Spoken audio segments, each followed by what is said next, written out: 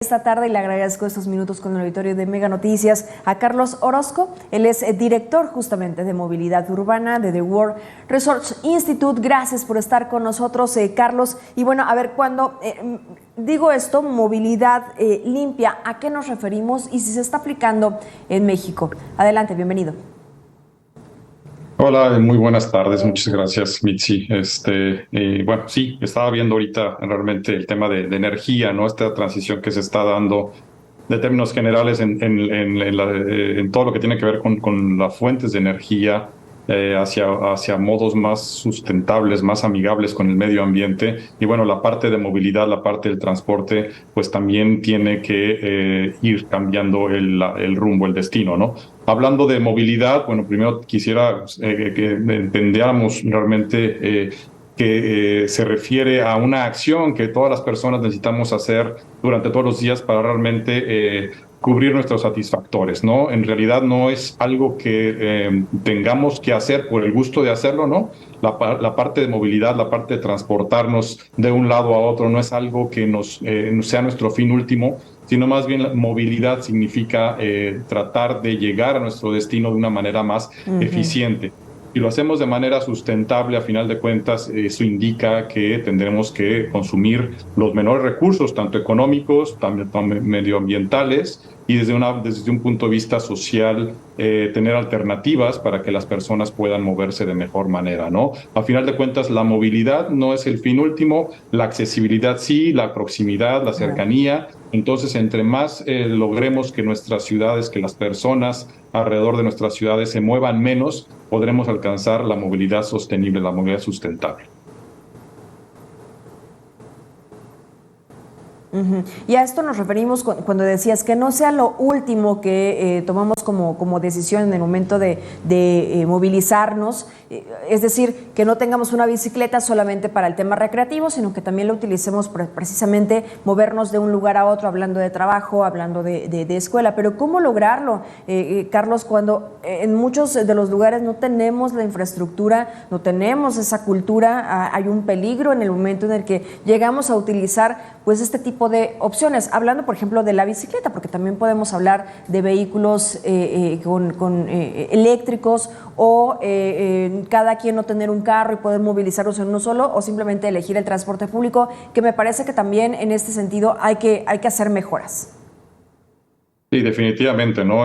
Parte fundamental de la solución a la problemática de movilidad de las personas es la accesibilidad, ¿no? Y la accesibilidad no solamente se da con mejores sistemas de transporte, sino con un ordenamiento territorial mucho más amigable, mucho más a escala humana, para poder fomentar los medios no motorizados, la movilidad activa que le llamamos, ¿no? Que la gente se pueda mover en bicicleta, que la gente se pueda mover caminando. Eso significa que las distancias deben ser cortas. Entonces hay que repensar las ciudades para poder ofrecer estas alternativas. Y en caso del transporte público, que a final de cuentas es la columna vertebral de todo el sistema de transporte urbano, pues está migrando, ¿no? Se está migrando en diferentes partes del mundo hacia proveer sistemas basados en electricidad, que de alguna manera lo que hacen es por lo menos emitir localmente menos gases, menos contaminación, independientemente de dónde se esté generando la energía o cuál sea la fuente energética. Por lo menos localmente se reducen esas emisiones, aunque sería mucho mejor, por supuesto,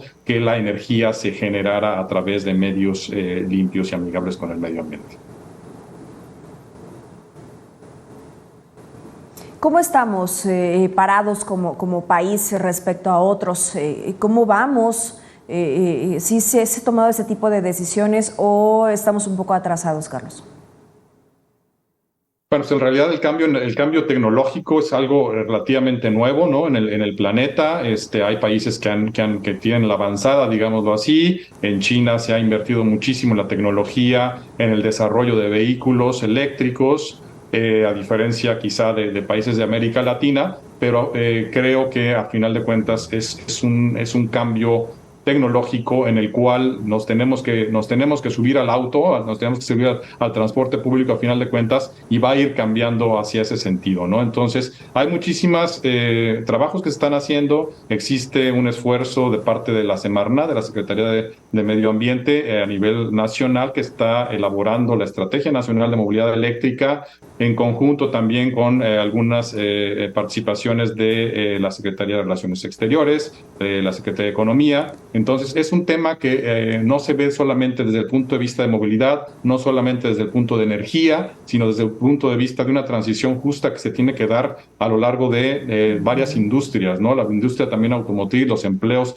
no podemos dejar de un día para otro de producir como venimos produciendo, tiene que ser un cambio gradual, un cambio pensado y estructurado, y luego esto lleva tiempo, pero bueno, hay que seguir impulsándolo y hay que seguir participando.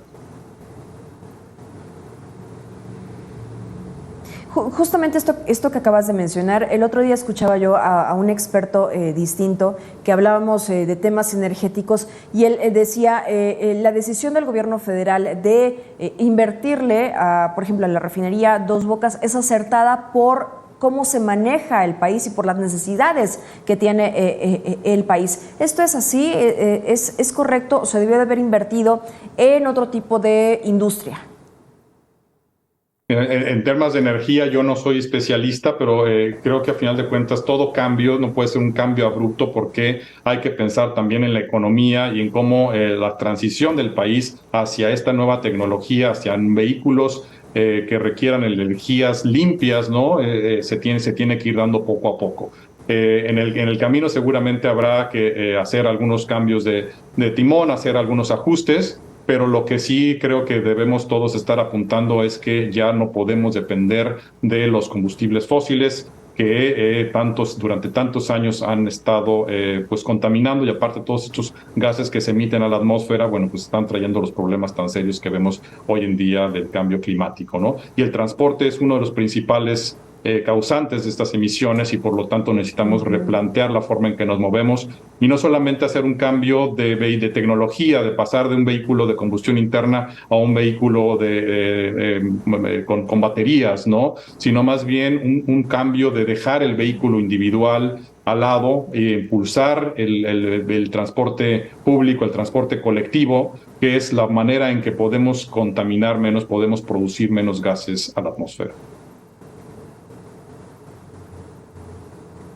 Hablas entonces incluso de un cambio cultural. Sí, sin duda. O sea, tenemos que trabajar con los municipios, con las ciudades, para que realmente la forma urbana, la forma de las ciudades permita a las personas trasladarse, insisto, cubrir sus satisfactores diarios, ¿no? Que es ir a trabajar, ir a estudiar, de compras, también aspectos recreativos, pero que les permita de alguna manera hacerlo de manera sencilla, utilizando el transporte público, un transporte de calidad, que les permita utilizar la bicicleta, que les permita caminar, ¿verdad? En vez de utilizar solamente como única alternativa, que en muchas de las ciudades desafortunadamente, y en muchas zonas de las ciudades desafortunadamente, es el vehículo particular. El vehículo particular, pues sin duda será el que más contamine, porque se va llevando solamente una o dos personas, quizás tres, ¿no? Y va consumiendo ya sea energía eléctrica o combustible fósil, ¿no? La idea es migrar, transitar hacia un medio colectivo, hacia proveer un sistema de transporte público que sea de calidad y que realmente satisfaga las necesidades de las personas. Exacto, y que sea seguro, porque también esta es una de las cuestiones que se dan a conocer por parte de la población, que pueda llegar a elegir cualquiera de estas opciones, ¿no? Ahora, estaba revisando, Carlos, sobre una propuesta de ley de electromovilidad. Tengo entendido que en realidad no hay nada sobre esto. ¿Qué ha pasado? Mira, en realidad, pues se acaba de publicar el año pasado la Ley General de Seguridad Vial y de Movilidad de Seguridad Vial, que de alguna manera engloba todo esto que te estoy ahorita comentando, ¿no? O sea, realmente buscar esta transición, buscar que no solamente hablemos de una tecnología, de cambiar un vehículo de combustión interna por un vehículo eléctrico, porque a final de cuentas con eso no estamos resolviendo los problemas de movilidad de las personas, estamos solamente haciendo un cambio tecnológico y decía, bueno, a lo mejor se reducen localmente las emisiones, pero si esa energía no está generada con energía limpia, con procesos limpios, bueno, estamos contaminando en otra parte. Entonces, realmente la Ley General de Movilidad y Seguridad Vial pone el marco y pone el énfasis en realmente poder hacer esos cambios de impulsar tecnologías más amigables con el medio ambiente. Entonces, desde mi punto de vista, no estimo necesario que exista una ley específicamente de electromovilidad, sí que exista una estrategia que es la que se está desarrollando. En conjunto también de manera paralela se está desarrollando la Estrategia Nacional de Movilidad y que de alguna manera impulsa los medios colectivos, ¿no? El transporte colectivo para satisfacer las necesidades de movilidad de las personas en los ámbitos urbanos, sobre todo. Sí, que tendría que haber un compromiso ante ello. ¿Ves que en México pudiera ser una potencia, pudiera convertirse en un ejemplo ante una necesidad que básicamente estamos teniendo, sobre todo por estos cambios que vemos? Cada vez más alta la temperatura, lluvias que llegan a ser catastróficas, en fin, una serie de acontecimientos que hemos tenido, y no solo en nuestro país, sino en otras partes del mundo. Sí, no, definitivamente el cambio climático lo estamos viviendo, son los primeros efectos, ¿no? Temperaturas, yo vivo en la ciudad de Monterrey, de 39 grados en enero, en febrero, cosa que nunca se veía, ¿no? Y de repente heladas como las que se vieron por ahí en diciembre, a finales de diciembre en Estados Unidos, en Canadá, que eran números bajo cero récord, ¿no? Entonces, el cambio climático está aquí, es el producto de muchísimos años de estar quemando combustibles fósiles y que están ahí en la atmósfera, a final de cuentas. Entonces, es un tema de crear conciencia, de que realmente todos nos pongamos la camiseta y trabajemos realmente para reducir el consumo energético en todos los sectores y en específico en el sector transporte. Tratar de movernos lo menos posible en medios y modos individuales, favorecer los medios y los modos colectivos, a final de cuentas, y que ahí tiene mucho que ver el gobierno, pero sí necesitamos exigirle al gobierno que realmente aplique las políticas para que generen estos medios de transporte seguros, confortables y que realmente, a final de cuentas, resuelvan la necesidad de movilidad de las personas. México tiene el potencial, a final de cuentas, es un gran país y hay que empujar para que realmente se lleguen a implementar las políticas locales y las políticas nacionales necesarias para hacer este cambio. Sí.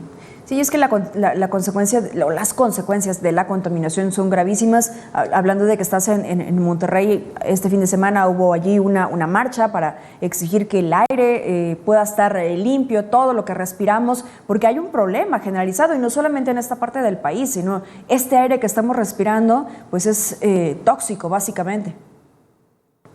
Sí, no, definitivamente los dos grandes problemas del transporte pues son las emisiones, unas que se provocan y que causan la contaminación y otra pues no son los efectos de gases de invernadero, ¿no? Al final de gases de efecto invernadero son los dos grandes componentes que hay que atender. La electromovilidad, la movilidad eléctrica puede ayudar a reducir sobre todo los contaminantes locales de alguna manera, pero el cambio modal, el cambio de la forma en que nos trasladamos tiene que ser mucho más de profundo, tiene que ver también con el ordenamiento territorial, tiene que ver con la parte de la equidad, dar a las personas que normalmente se han empujado a las periferias de las ciudades, ¿no? Que no tienen otra manera de llegar a sus empleos que utilizando varias horas al día, ¿no? Entonces se tiene que ver desde un punto de vista también de equidad, de género y también de inclusión social. Totalmente. Carlos Orozco, muchas gracias por esos minutos con el auditorio de Mega Noticias. Siempre es un gusto poder platicar contigo y ver cómo sí podemos llegar a alcanzar las metas que quizá como población lo necesitamos ya y no esperar. Que tengas excelente tarde. Igualmente, muchísimas gracias. Buenas tardes.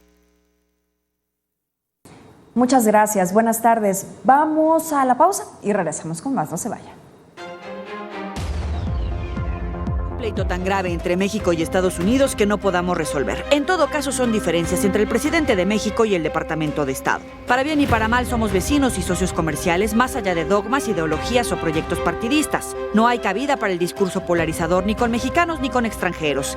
Sí, efectivamente, partes del territorio están controladas por narcotraficantes. El tema debería atenderse con urgencia y no porque lo diga Estados Unidos, sino por el bien de los mexicanos. Lo que no debería pasar es que se antepongan los intereses de quienes detentan el poder por encima del bien mayor. Que no nos vendan la confrontación o falsos nacionalismos. Ni abrazos ni balazos han acabado con el narcotráfico, ni la violencia derivada del tráfico de armas y la ola migratoria que parece incontenible. Tienen que reconocer que en todo hay una responsabilidad conjunta y no se vale que ningún populista ni de aquí ni de allá saque raja política con discursos de odio con fines electorales. ¿Dónde quedan las necesidades de la gente? Urge seguridad. Basta de bravuconadas.